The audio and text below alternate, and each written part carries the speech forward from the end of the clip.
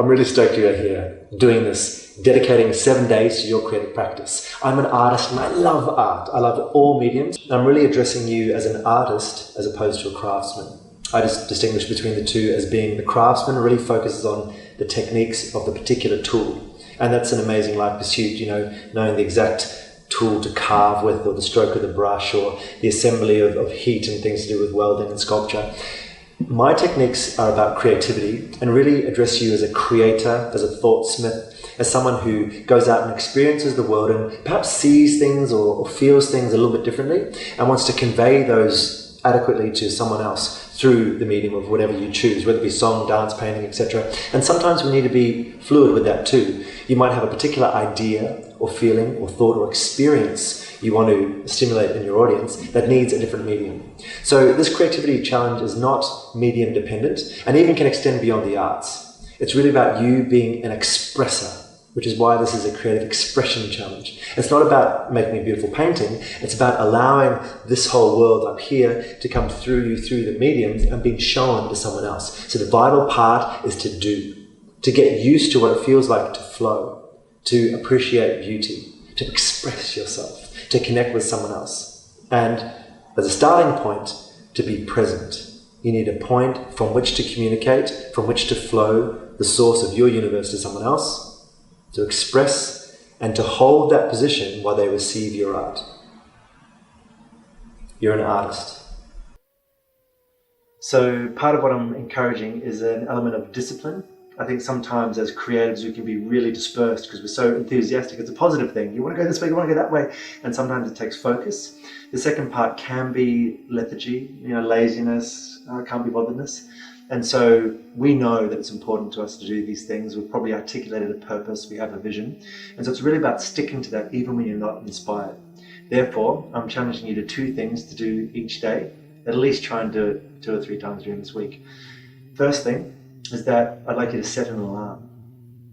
And when the alarm goes off, in a single movement, I'm challenging you to simply get up and turn the alarm off and not go back to bed. Simply moving your body. And it's really about having that mastery, having that control that you can actually shift even through mental resistance, even through body stops. You can do it. I know you can. The second part is that in the morning, it could be cold by itself or it could be at the end of a warm shower. I'm challenging you to have a few moments of complete cold water running over your body. And I'm going to show you how to do that now. So there's a certain element of invigoration that happens, enlivening, and also control. I think that often if there's pain or some kind of unpleasant physical element, we want to tense against it. It can also be a mental thing where we want to stop, we want to block. But sometimes if you allow things to flow, it actually just passes through and it's not that big a deal. So what I'm going to do now is I'm going to turn on the complete cold tap, allow it to run over me. I like to make sure it hits the back of my head, goes down my spine, and also gets my organs down the front as well. In order to make this process not as hard to bear, I actually just breathe through it. So breathe into the cold, don't resist mentally or physically, but allow it to flow over you.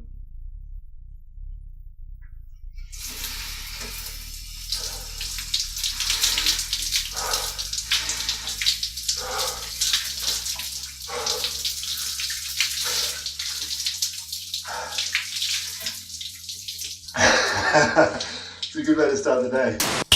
We as human beings want to feel something real. We want to connect with someone who's actually having an experience, and we actually will, at some level, deeply respect someone who can get through their own and break through and just be like, oh, I'm here, hi, and just be right there in front of you, allowing you like an exposed nerve to touch them and allow the liquid lightning to flow through. That's an amazing, amazing state to embody, and also a great service. So with open world theatre, one of the things I focus on is state versus story. So story is basically all the significances, the names we give to things, the context, the social conditioning.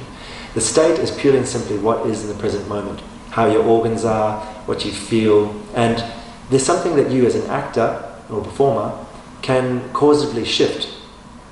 I don't personally think you have to pull in a time when the dog died or any kind of mind things like that. It's really about learning what anger feels like, devoid of attachment to significance. What your organs do, how your breath changes, how you tense, and just allowing yourself to shift into different states. And at the end of it, you just let it go. You're not left with a residue of emotions after it. So this next challenge is basically you getting into a state, being ready to receive, vulnerable here in front of me. And I'm going to call out a few different states I would ask you to do me the honor of embodying. You don't have to act it out.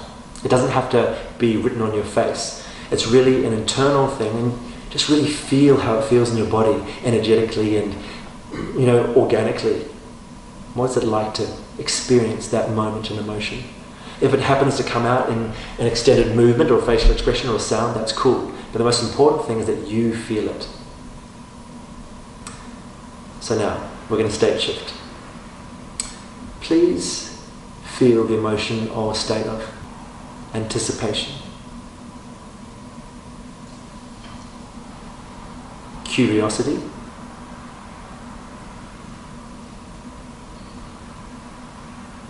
dread,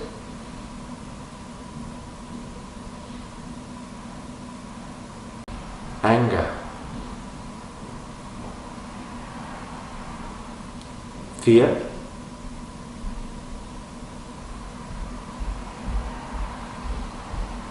gentle love, strength, pride, humor, excitement, breakthrough, completeness,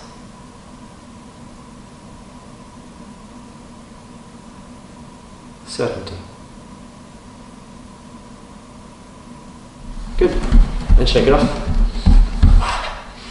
So what I really want performers or any artists to be able to do is to shift state at will, not be attached to any particular emotion, but being free to embody and communicate any particular state that they choose to through their medium. For the final challenge for day one, what I'm going to focus on is the idea of you completely releasing the need to assert yourself as an artist and instead trying to get out of the way and allow the art, the aesthetics, the beauty, the communication, the idea to flow through. So it's a simple, fun exercise of you being immersed in your particular medium. So if it's to do with nature or paint or food or clothes, whatever it is, I want you to creatively assemble the items, the medium, and be immersed. You're actually here purely to serve and celebrate the art.